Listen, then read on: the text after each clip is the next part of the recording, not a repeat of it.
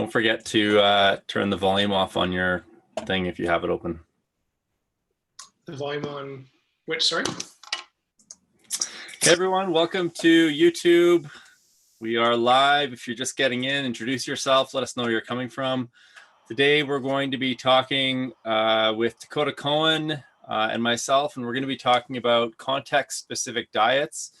The title on the YouTube video, you'll notice, is Eating the Way Nature Intended. And so the goal for today is to have a conversation with you guys. We're going to kind of open the conversation up. And it's actually going to be a multi-part series. We're going to talk for 6 different sessions, and we're going to get into it pretty quickly here. So again, just introduce yourself. Let us know where you're calling in from. And I'm curious to, if you're going to put something up into the chat window, I'm curious to know what your beliefs are on eating and food. So you can put that up in there. The goal for today is to have a really non-dogmatic, friendly conversation. Diet conversations can get fairly heated, and so that's not the intention for today's conversation. We want to talk about some observations, what we've been seeing, but generally just open up the conversation around food. So I'm joined today by, with Dakota. Dakota Cohen is joining me today. Dakota is what generation now, Dakota? 4th generation farmer? Yep. And so Dakota raises livestock, and so I thought his insights into this whole conversation would be really interesting. It would provide a different opinion and framework. So Dakota, before we get into it, why don't you just tell us a little bit about what you do on your farm in your Farintosh there, and then we can get into a little bit more of the conversation there. For sure. So we farm about in central Alberta. We're about an hour and a half south of Edmonton and around 2.5 hours north of Calgary. We've got a 250-acre mixed organic farm. We grow grass-fed beef, milk-fed pork. We deliver pasture-raised eggs, and we're starting to diversify into forest garden crops, things like fruits, berries, nuts.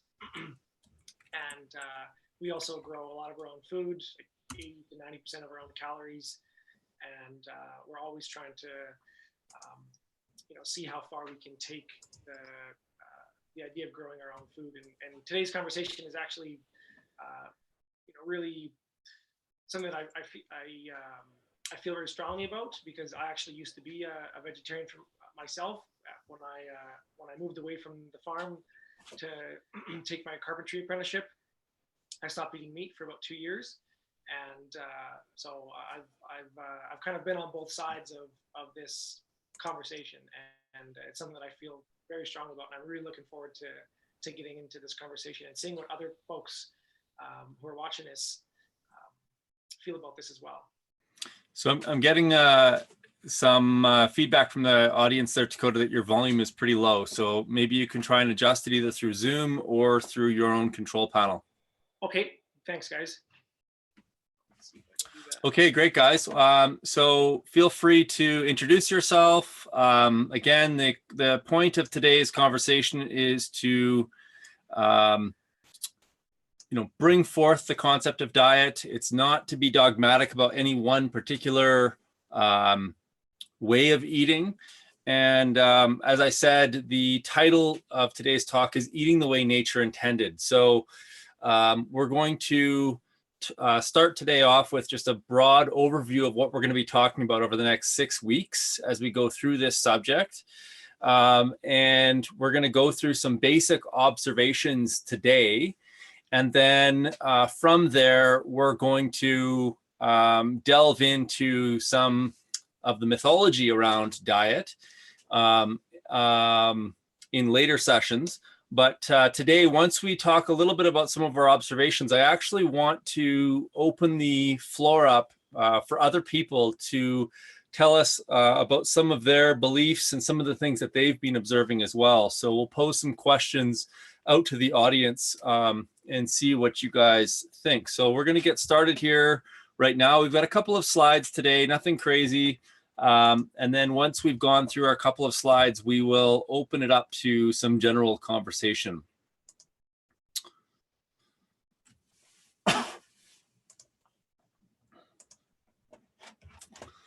Okay, so the presentation is context-specific diets.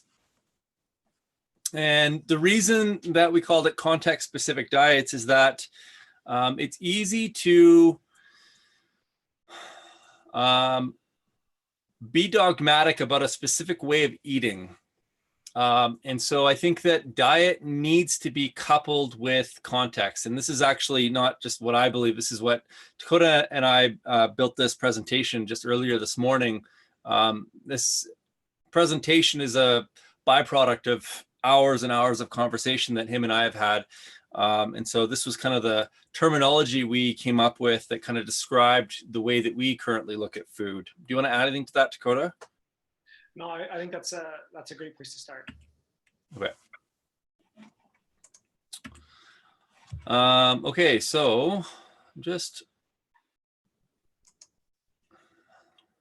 wondering if how the video is coming across there. I'm not sure if your video is coming up there, Dakota. I'm just gonna see here if I have to make an adjustment to just try. Let's see here. Sorry, guys. There's always a few technical issues that. There we go. I think that'll solve the issue. Okay, yeah, I'm a co-host now. Thanks. Okay, guys, so we're going to talk about this for about 6 weeks. And actually, next week, I'm not going to be here. So there's no live YouTube next week on the Verge channel.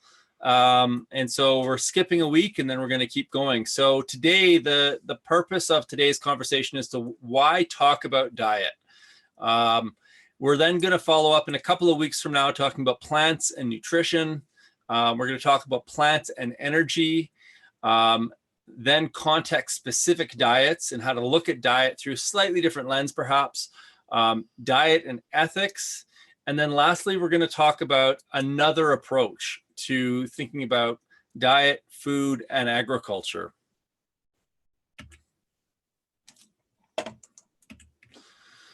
So why are we talking about diet? It might seem strange to folks as to why we're actually going to go down this path. Diet is a very heated conversation. It seems like you can't open a newspaper or a social media feed or a YouTube channel without there being some sort of crazy conversation about diet, especially when it comes to the consumption of meat. And so this came across my desk a couple of weeks ago, and it made me really mad, to be honest with you. Not because the food system's not destructive, but because, and I think I'll let you talk a little bit more about this, Dakota. But one of the statements that you made this morning was that they're, well, how did you put it? You said they were. This article just cherry picks the data information to basically shape a story and then hand you kind of a paradigm on a platter. But it's very, very one-sided. And for anybody who's kind of aware of the complexity of this issue, it's easy to see how articles like this are completely skewed. Yeah, totally. And so there's a lot of people that come through our programs and that we meet through our community that are vegetarian and vegan. And to be honest, I have an enormous amount of respect for these individuals. A lot of them are making decisions based on articles like this, or the movie Cowspiracy, or any of the documentaries out there about industrial food. But the reason that this article really makes me upset is that for folks that have not been studying these things for a long time, or are not on a farm, they're not actually growing food and caring for livestock, it really paints a one-sided argument, really. And the issue with that is that so part of it is that it's one-sided, but another kind of piece to this whole conversation is that I actually think it's really dangerous. I think having these types of headlines could potentially send humanity down the entirely wrong path. And this is a byproduct of reductionist science. And so if you look at what the article says, it doesn't really paint a clear picture of where animals fit within the ecosystem. We somehow, as a species, have decided that animals are going to live in barns, that all animals need to be fed grain, that all grain needs to be grown using the industrial agricultural complex, and that somehow animals and ecosystems are not a symbiotic system. And the risk here is the planet. It's not just humanity. It's like, this is the way that we're currently siloing the production of grain, the production of animals, the inhumane treatment of animals.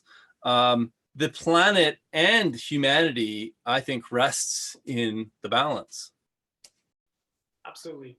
And just as a caveat to that, both Rob and I are very aware, and we both have seen a lot of the documentaries that, like Earthlings and Cowspiracy, and this is this article is true, but it's not accurate, and it's only describing the one side of the situation, which is it's horrible, and that's why I stopped eating meat for 2 years, is because I leaving kind of the sheltered ecosystem of my farm and going out and seeing what other people ate. I had a huge culture shock, and I decided to do something about it, which is what a lot of vegetarians and vegans feel compelled to do. Is they see the biodiversity loss, they see the inhumane treatment of animals, and just all this other stuff, and I believe that is to not eat meat is a reasonable response to seeing those things. However, it's not the whole story. And as I got further down this rabbit hole and did more research, and as Rob mentioned, I too came to the realization that looking at this through a reductionistic lens was actually an incredibly dangerous paradigm. And if we don't correct our view of how ecosystems functions and what our role is as a species on this planet, we're definitely in for some rough seas. So before I ask you this, Dakota, I'm curious. I'd like folks to introduce themselves. I'd like to know what your concerns are as a viewer today around the global diet, food in general. What are your concerns around food, and where do you stand on this issue? I'm really interested to know what you guys think. So put it up into the chat window. Dakota, what, in your opinion, and I'll answer this same question after you're done, but what, in your opinion, hangs in the balance as a result of, and I'll just preface this, because if you listen to some of the discourse, some of the mythology, some of the conversations that are going on right now in this space, it's moving towards, you got people like James Cameron, some of these very famous people who are coming out and saying, I'm going to be a vegan to save the planet. And I really don't think that is a very informed decision. I agree with you that it's potentially a response to some of the destruction and some of the horrible stuff that we're seeing with regards to things like CAFOs and stuff like that. But there's almost a witch hunt right now out there around the production of livestock and proteins and things like that. And we're going to try and address all of these different areas as we go through this 6-part series. But what's your take on this witch hunt, and what hangs in the balance with regards to this? These famous people that are coming out and basically renouncing meat as though it's some sort of a devilish act. I think we've talked about like the consequences in terms of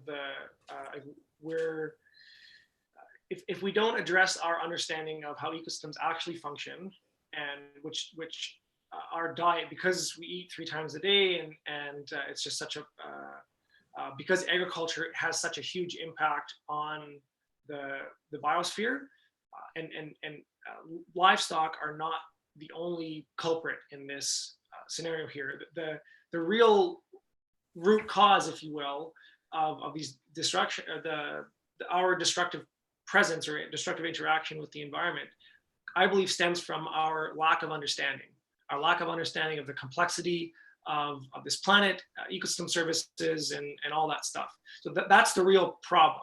And so when somebody comes out and makes this bold statement about like a symptom that everybody can see, and creates this polarized dialogue, it just distracts everybody from the real cause, like the root cause, and then we just start fighting about symptoms.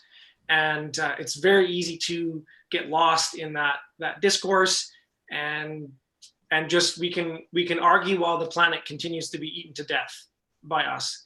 And so that's what I'm really concerned about, is not shifting the conversation to something that is dealing with the root cause. Yeah, I mean, I think when I really analyze this conversation, I think the big issue at hand is potentially the banning of the production of protein. I mean, that's the most extreme possible scenario I can imagine. I hope that doesn't happen. There was a chicken commercial that came up on one of my YouTube feeds recently, basically saying, of a chicken producer talking about this idea around meatless Mondays as a thing. Like, that's starting to become something that is being marketed to us now. Yeah. And then they kind of went on to saying, well, if you're going to have your meatless Mondays, then when you have meat on the rest of the days, you might as well choose an ethical choice of meat. The other conversation that I keep hearing over and over again is this idea of producing our meat in petri dishes. So the petri dish ethical meat conversation really, to me, is there's a bunch of stuff there. Number one, it allows the fully factoryization, that's not even a word, but like conversion of agriculture to factories, essentially. And not even just like factories, but like no sunlight, warehouses, kept at a perfect temperature, almost matrix style meat production. And so that's just one more step removed, one more step of reductionism, one more step where we're disconnecting our food from ecosystems. Basically, we're injecting nitrogen, phosphorus, and potassium at specific ratios in order to try and synthesize amino acids that form something that resembles a steak. And the cost of that are global dead zones, the extraction and of fossil fuels and phosphates. And it's this strange fantasy land that we're going to be able to do that somehow more effectively than nature can. For sure, it'll cost more energy. So the energy that comes out of a petri dish steak is going to be lower than the energy that goes in. So it's going to be a net loss that way. The other thing that it ignores is that we're reaching peak phosphorus within 20 years. Natural gas is not going to last forever.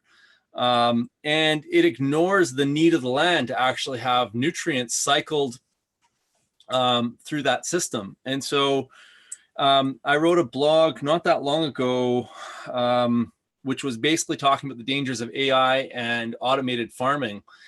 And I think the other risk in all of this, which very few people are talking about right now, is that as our farmers are getting older and the knowledge is being lost off of the land, and we start moving to the next stage of the division of labor by essentially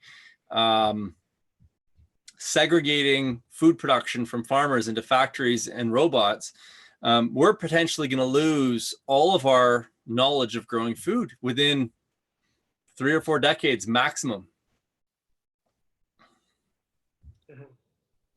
So I'm going to go into the comments here. I've got a couple of comments here on some of these, some of the stuff we've been talking about. So Goofy Roofy says, biggest concern, antibiotic resistance, effluent pollution from CAFOs, and the misuse of animals and crops being separated. If we use a holistic management, regenerative ag approach, lots would be fixed. Absolutely. Dr. Ratan Lal talks about how agriculture has emitted at least 2 times the amount of carbon that fossil fuels have put out since the dawn of agriculture. So if you compare all the fossil fuels that have been burnt agriculture has contributed almost twice as much. A lot of that has come from nitrous oxide as a byproduct of nitrogen fertilizers, the tillage of land, but it's not what people are making it out to be. It's not just the animals, which is where the witch hunt seems to be focused right now.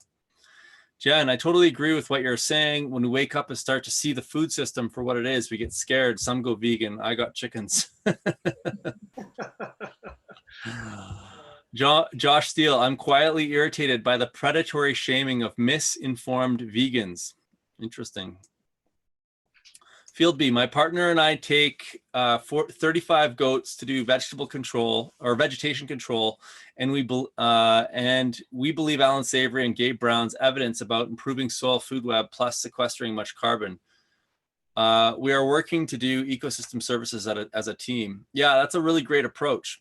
So if you're just coming into the conversation, we're talking about the witch hunt that's occurring right now around agriculture as a whole, but specifically focusing in on meat production as a destructive practice, and not really looking at the whole system in a holistic manner. So I'd love if you haven't, introduce yourself, let us know where you're calling in from, what your current beliefs and or concerns are around food, and where you stand on the whole issue.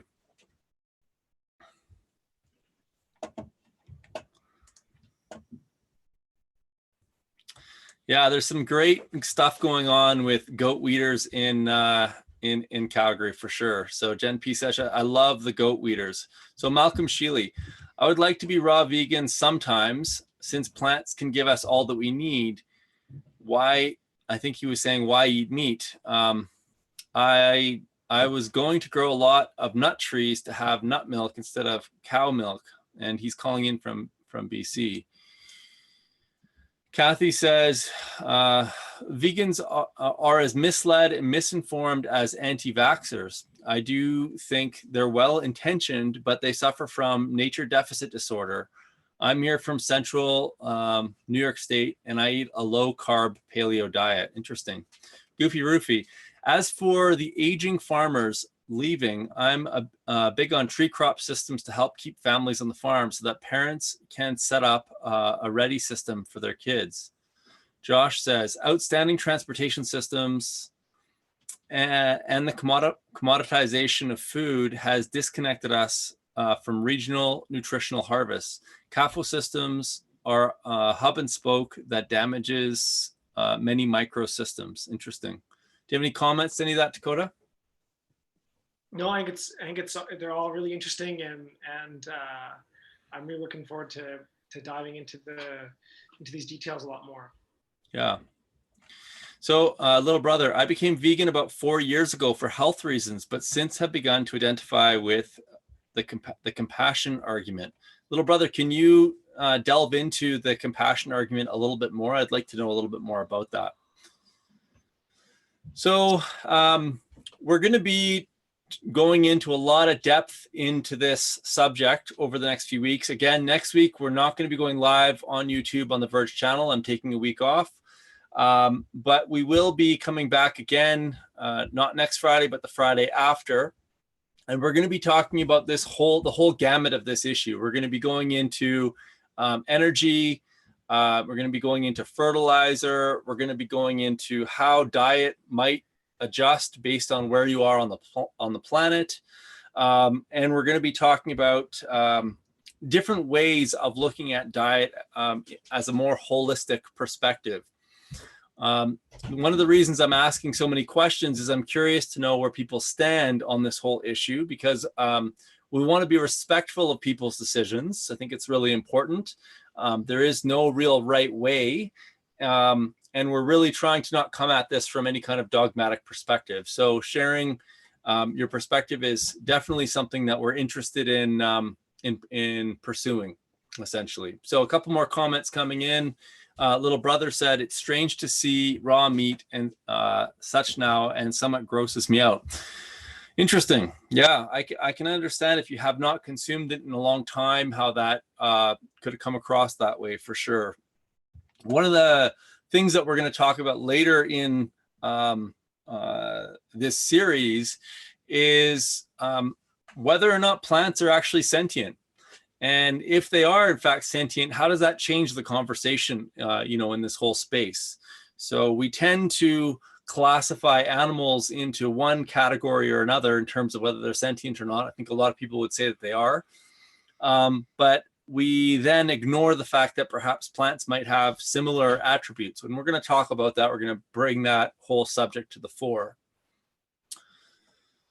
Goofy Roofy, some do better on a plant-based diet. For example, blood type O, oldest pre-ag, tend to do best on meat, with AB and AB newer post-ag doing better on plants. Yeah, I mean, that could be true. I've eaten a lot of different diets, and what I've noticed with my own body is that I tend to adapt to the diet that I'm mostly, that I eat for a period of time. Human genetics are very, very adaptable. So I think we can, I mean, being omnivores is one of our core strengths as a species. And so being, our ability to eat whatever's available in the ecosystem, I think is one of the reasons we've thrived so much. So I kind of agree with that, but I think that there's probably more to the conversation than just your blood type. Kathleen says, people should be free to eat the way they want, but as with religion, vegans, vegetarians should not be trying to force their views on everyone. Interesting perspective. Dakota, do you have anything to add to those comments? Just the last one there, I appreciate that, the idea of just kind of free will and all that stuff, and I think that's very valid, but also just taking an approach of humility and trying to understand both sides of the story. Or if you are going to hold a belief, understand where that belief came from, who shaped it, and gave it to you, and just the overall history of those things, because that's where a lot of insights, and for myself, why I actually stopped being a vegetarian, is I started to question the beliefs that I was having. Even though I wasn't trying to change anybody else's eating habits, just things started to pop up, and I looked a little deeper into some of the research, like the China study, and all these kind of the facts of that particular belief system. And I started to ask questions, and things just didn't hold up. And yeah, I think it's important to, if you're going to hold a belief, you should be challenging yourself as much as you are trying to bolster your arguments. And that's something that I know in a lot of the conversations that Rob and I have personally, like we're constantly doing that, going back and forth, and we're looking for the exceptions to the rules, because that's what really shapes the conversation in a more meaningful way, as opposed to just looking for more and more proof and cherry picking the things that we want to hear, which is exactly what this article here has done. And it creates more polarization. It distracts people from the root cause of these problems, which Rob mentioned, are our beliefs around our separation from the natural world, and our imposition of that concept of separation on all other parts of the ecosystem. And if we continue that paradigm long enough, we're going to ban human beings from the planet. We're going to get to the point where we're going to say, and it'll be, it could be legislated that human beings are not allowed to live in certain areas of the planet, and somebody from above is going to put those stipulations upon us, or we'll just decide that planet Earth is better off if we all just went to Mars. And I do not believe in the cultural myth that human beings are a virus. I think that's a very disempowering belief, and I found that veganism and vegetarianism is one of the core doctrines of that overall cultural myth. And it's one that I held very deeply. And for basically 2 years, I woke up every morning and I felt guilty for being alive. And permaculture and the understanding of ecosystems and looking at things more holistically was what shifted my perspective on a lot of those stories, and have given me a lot rosier outlook on life. Right. Yeah. I mean, again, the reason we're using the word context specific is that different diets are going to make sense in different parts of the planet. We're going to get into that a little bit later. We're going to wrap up today's live session, guys. If you found value in today's session, please hit the like button. If you have any last minute questions that you want to ask, now is a great time to put them up there. If we can't answer them in this session, or if we're going to be answering them in a future session, then we'll hold off and put it in the parking lot. But yeah, it's been really interesting, and I hope that this conversation grows. I hope you guys bring in your friends and colleagues into this conversation. I think it's really, really important. I mean, as an engineer, I went into renewable energy because I thought that energy was the big issue on our planet. It's one of the big issues. But what I realized was that our diet was what was driving the majority of the problems on the planet today. So the choices that 7 billion of us make 1 to 3 times a day are the problems that we really need to deal with. And when I see articles like this that are dealing with symptoms and not root causes, and not fundamentally trying to understand, especially when, you know, statements like this are coming from things like organizations like WWF, this is showing a potential course that we might be going down as a species that is very dangerous. And so it's important that we go right back to base principles and start to try and understand biological systems at their core, try to understand physics, try to understand energy, and really embrace where we as a species fit within the ecosystem. And as Dakota said, these arguments are fundamentally based in this belief that humans are intrinsically destructive, that we're a cancer, that we're not of this earth. And one of the things that we're really, really big on in our permaculture design courses and in all the education that we provide as a company is trying to give people scientific proof, empirical evidence that humans can be just as positive as they are negative. We can move beyond this lack of hope, not falsely, but when we go and seek alternative information that is, I would say, more relevant than what's being presented conventionally, we can shed a lot of these negative myths and start moving on with our lives. And because we can realize that if the most negative thing on the planet is the nuclear bomb, then what's the most positive? And we don't actually know because we never talk about it. So I'm just going to go through a couple more of the comments here, and then we're going to sign off. Again, if you found this interesting and helpful, please hit the like button down below. It helps the channel to track. It's how I get paid. I get paid in thumbs up. Rob, can you also share this the link to this article so folks can read it? Absolutely, yeah. So I don't know if you want to add any comments to that while I pull this article up here. I do actually. Rob, do you remember the Western Canadian Soil Health Conference that we went to back in December? Totally. This year.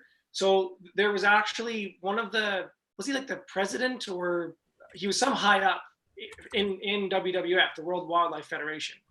And he gave a presentation at the this soil health conference.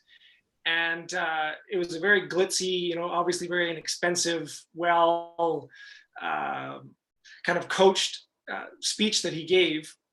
But the entire thing, at the end of it, like the real message that they were trying to get across was all around biotechnology.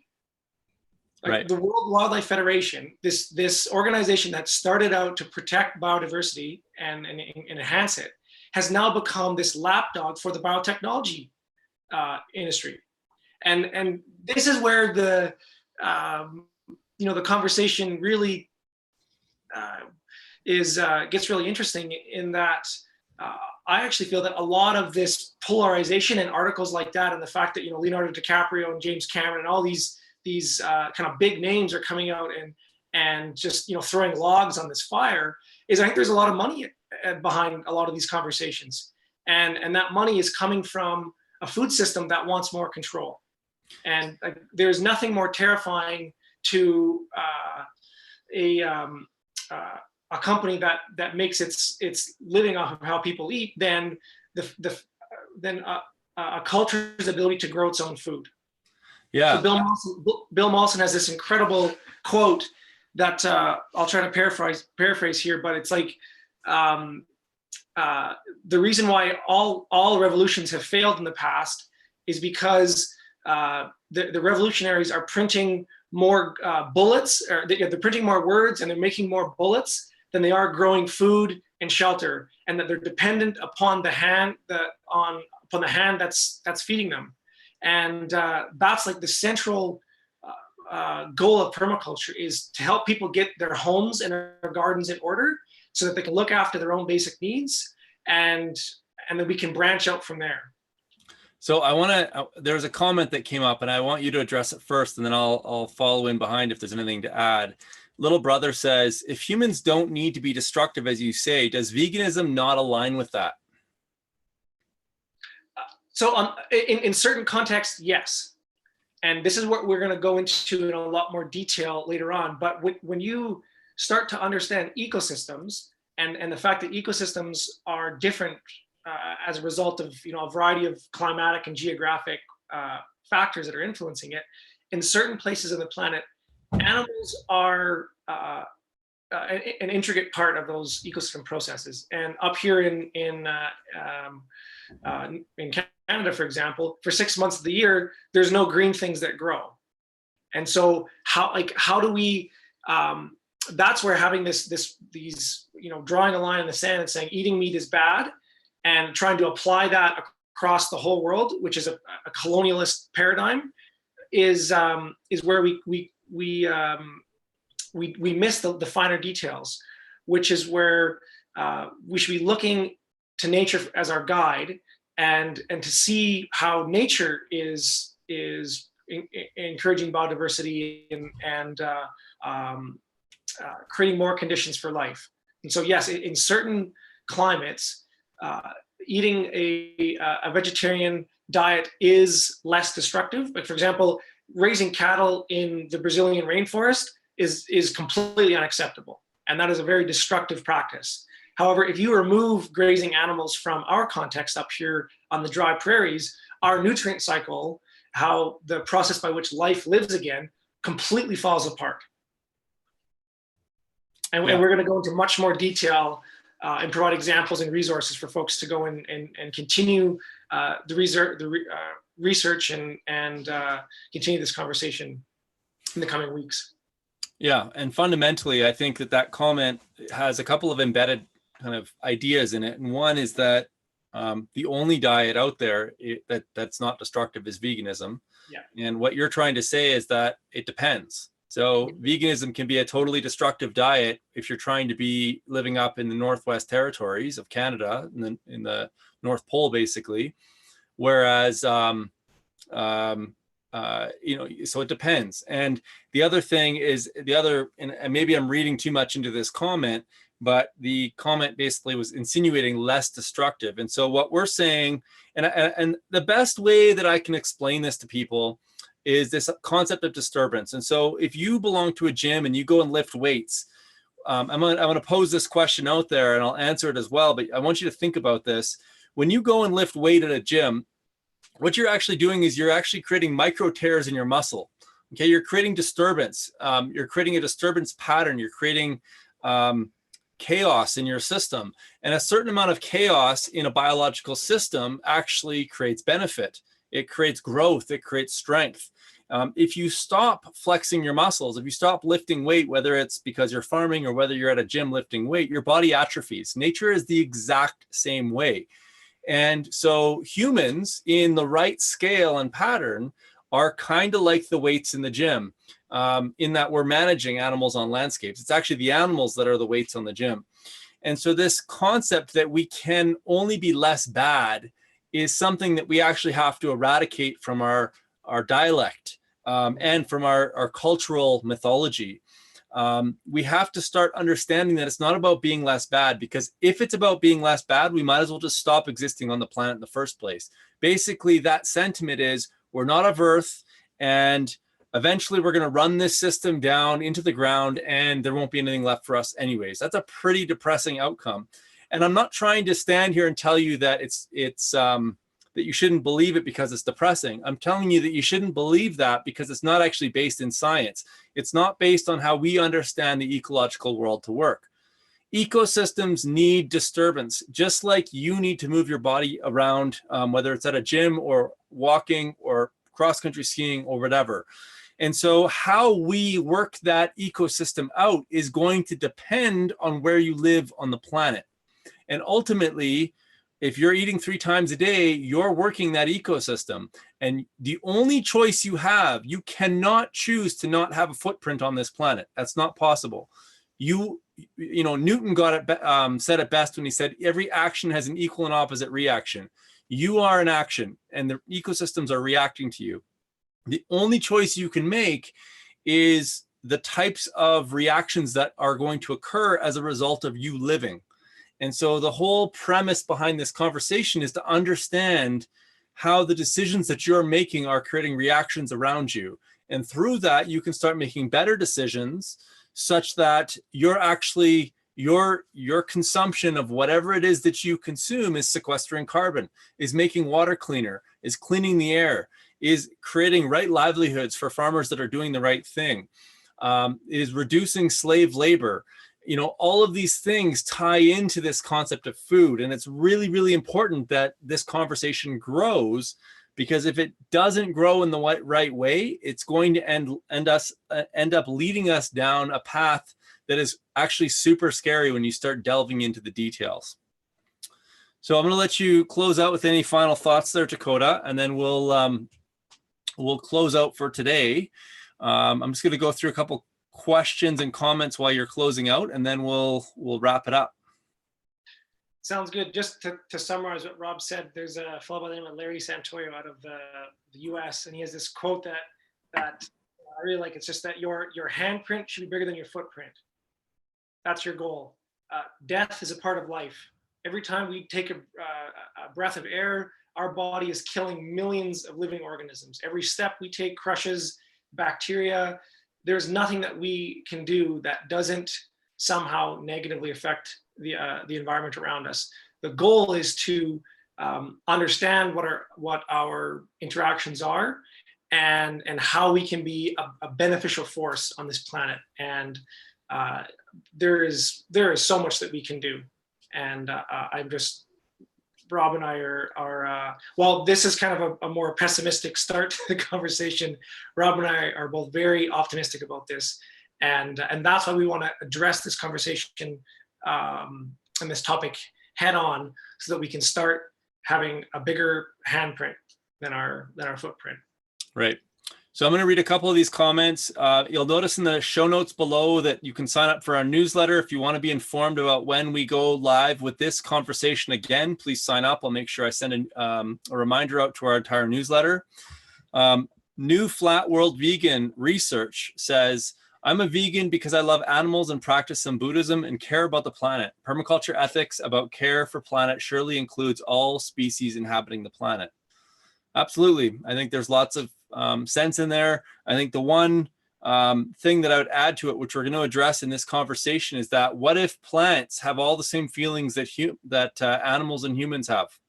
And there's some pretty good evidence to show that. And we're going to get into that a little bit later in the conversation.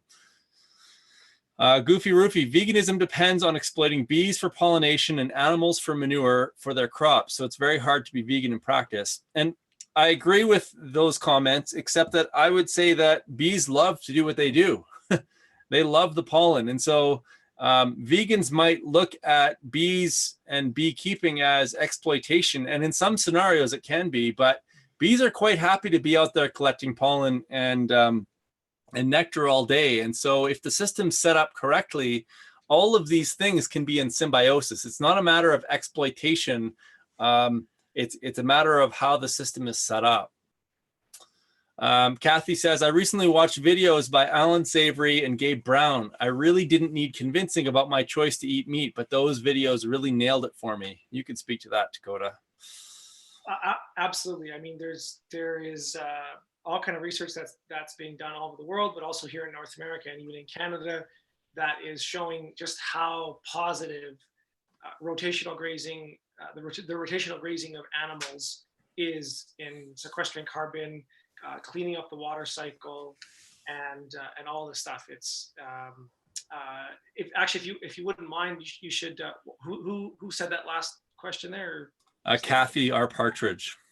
But please, if you guys have videos and things that you like, feel free to share them in the notes there, because it'd be great to even though we're going to end this conversation here soon, this can continue. Totally. Goofy Roofy says, yeah, both of those guys are excellent, and I would agree with that. Seek to find. Thank you, Dakota, for distinguishing ecosystems with grazing animals. Goofy Roofy, good point, Rob. It's like the whole sustainable versus regenerative concept. Field B. Please grow sweet potatoes. Start sprouts now. Create fodder and find food, which moves our practice towards better outcomes. Health Club 2, little costs, free sheet mulch. Goofy Roofy, check out the doc King Corn. Talks a lot about how ag got to where it is with the whole green revolution. That's a great video. They follow corn from start to finish, and they even grow their own plot of corn and show how unprofitable it is just because of all the subsidies. Yeah, it's the only thing keeping the it actually was it. I was just talking to a guy this past weekend, and I think it was since the 70s. Like the U.S.'s if you look at the GDP of agriculture in the United States, it has always been less than the subsidies. So in other words, the only profit that they're turning is the money that the government's giving the farmers. Right. It's like that in itself is like there's less energy coming out than there is going in.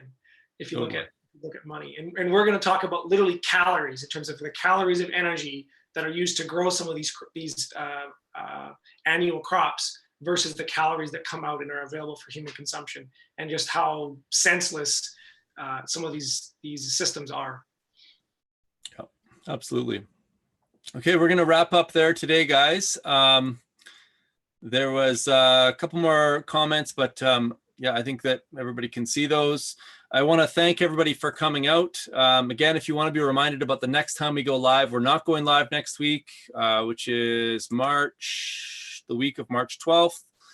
We will be back online live again on the week of March 19th, and we will continue this conversation in about 2 weeks from now. So if you want to be notified, get onto our newsletter. You can find a link in the show notes below where you can sign up for that.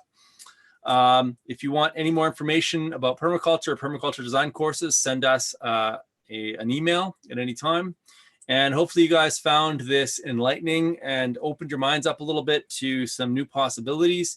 I'm really looking forward to continuing this conversation and getting your guys' take on all of this stuff as well. I think it's a very important conversation to have. And so hopefully you're having these around your own tables as well. Thanks so much, Dakota, for being part of it. Do you have any final words before we sign off? Not at all. Just let's change the conversation from how do we do less bad to how do we do more good. Okay. And also in response to Rob's question, if the nuclear bomb is the most destructive force on the planet, what's the most positive one? And I think it's the thing that created the nuclear bomb. It's us. We're the most positive force that can happen on this planet. Yeah. Just waiting for us to figure that out. Yeah. Okay. All right, guys, have a great weekend. We'll talk to you real soon. This video will be live on YouTube shortly. In other words, you can watch it again if you'd like, or share it with other folks. We'll see you guys again real soon. See you guys.